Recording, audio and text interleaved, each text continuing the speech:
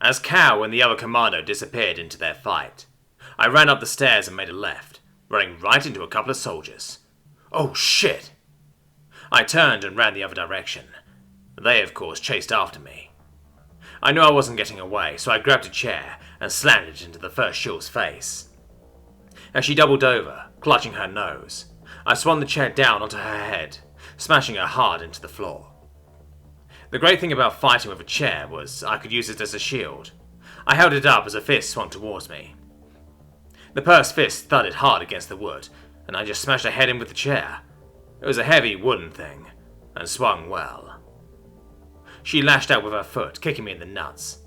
As I dropped the chair and doubled over, she grabbed me and held my head with one hand while she slugged me with the other, until I bit the tip of her finger off and spat it at her, doinking the huge purple, hovering alien in the eye. We went on like this for a while. The Shilvantia seemed tired easily. Eventually, all I had to do was give the Marine a quick punch between the eyes, and she dropped. Okay, now where did the third Shilvanti go? Let's see. Open set of double doors there, still swinging, and I could see the Marine standing there. I threw the chair through the opening, thudding the big purple lady's head against the mantelpiece. I stepped into the room. There was the baroness, calmly sitting in a chair. I love these chairs, with the leg cushions that swing out, she said. Don't you? She had a drink in her hand. What do they call them? Lazy boys. It's the cutest thing ever and so comfortable. Okay, this was weird. So I suppose you're wondering why I'm not screaming and crying and begging for my life. And that's because unlike my good-for-nothing husband, I have made my peace, and I am willing to, pardon the pun, live with the consequences of my mistakes. Stamantios leaned back in her chair. The chair did look extremely comfy. It was one of those ugly yellow and green corduroy numbers with the leather for the legs on the side. Mistakes? Sorry, I really don't know why everyone wants you dead, I slowly admitted, as I put down my gun. I just got arrested pretty much and told I was going to kill the baroness.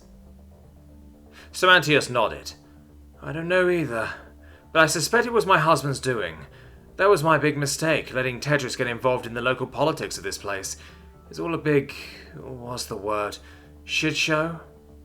She poured another drink and slapped the table as more gunfire sounded outside. It turned out anti-material rifles were super easy to obtain. Come, sit. Have a drink, I'll tell you the whole story, if you'll listen. Her husband's name was Tetris? I leaned my rifle against the wall and sat down. What is this? It tasted like strawberry salt, or maybe coconuts? Or both. Blue Grail, dear. Now, the Stamantios family has always trafficked in medicine, since before the days of the Empire. So what better way to win the hearts and minds than by healing the sick? Perhaps make some money on the side, but the respect and loyalty would have been good too. She looked like a wise old grandma, but purple. That makes for a stable populace. Something must have gone horribly wrong then. I tried to think back. There was the hospital and all the other things that had happened. My husband happened, and my daughter.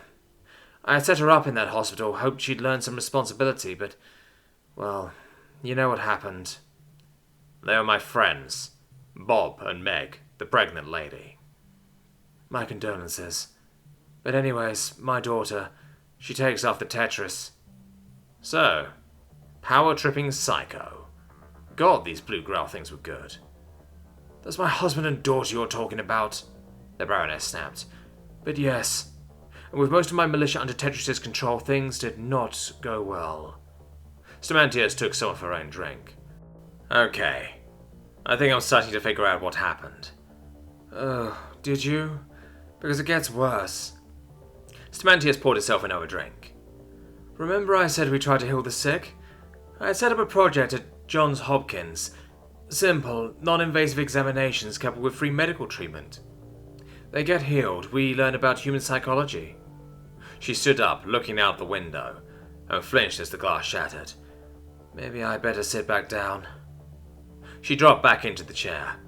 Where was I? Yes, my power-tripping psycho of a husband must have had considerable pull with somebody in my administration. He moved the timetable forward, so to speak. Full examinations, dissections, deadly research, all done on prisoners. And now you're taking the fall for it. Stamantius got up once again. I guess if I do have to die, and I assume I do if you want your freedom, I have a final request. Find my husband, and whoever he's working with, and put a stop to them. If they have a project here, there's another elsewhere. She paused for a second, looking deep into her glass. Now, will it hurt? I picked on my rifle. It'll be quick. Promise. Then do it. Stamantios closed her eyes, and I squeezed the trigger. Her head was gone. That was that, I supposed. I had a lot to think about as I walked back out. By now the fighting had died down, and the others milled about, detaining the survivors. A truck drove in through the wreckage. It was Uncle Bill, here to search through the house and computers for intelligence, and I had a treasure trove. Uncle Bill, I yelled as I ran up to the truck. There's something you need to know. I was cut off, as a number of trucks ran through the wrecked front gate. What the hell is this? Uncle Bill and I both groaned simultaneously, as Shilvanti troops hopped out and trained their weapons on us. And, oh look, there was Captain Rishi, in a weird mix of Shilvanti and human military equipment. A Kevlar helmet sat perched on her head as she shouted out orders in Shil, or whatever her language was called.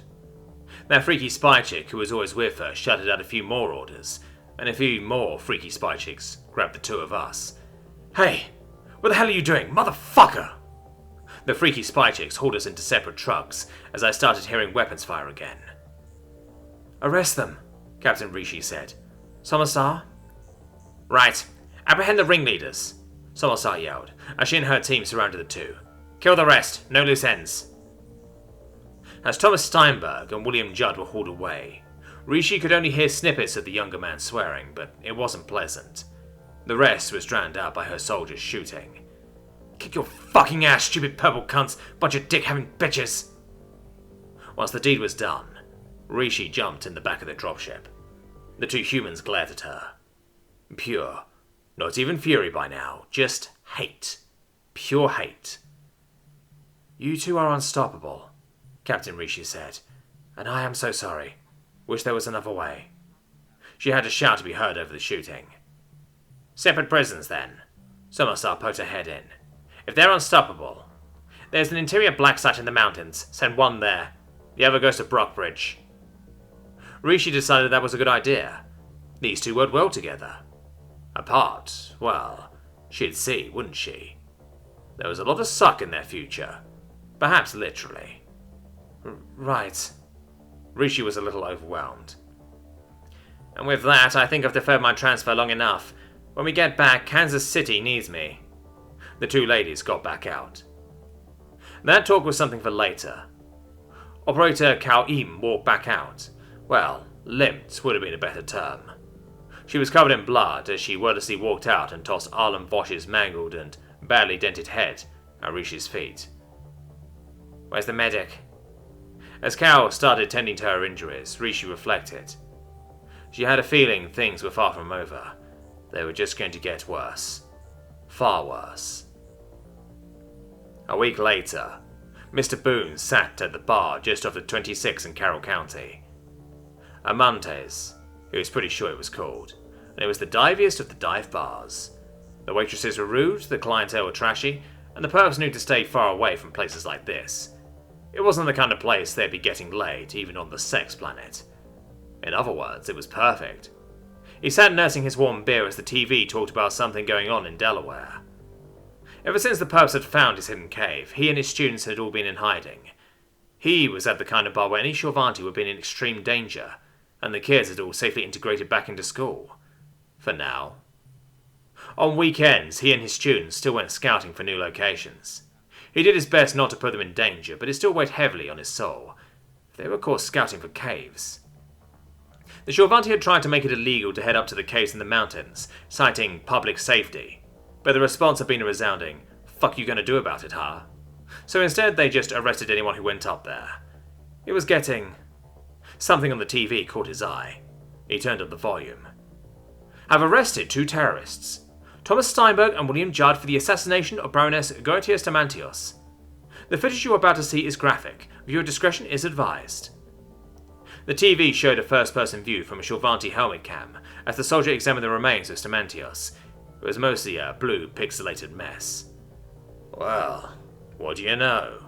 Boone said to nobody in particular, and sipped his beer.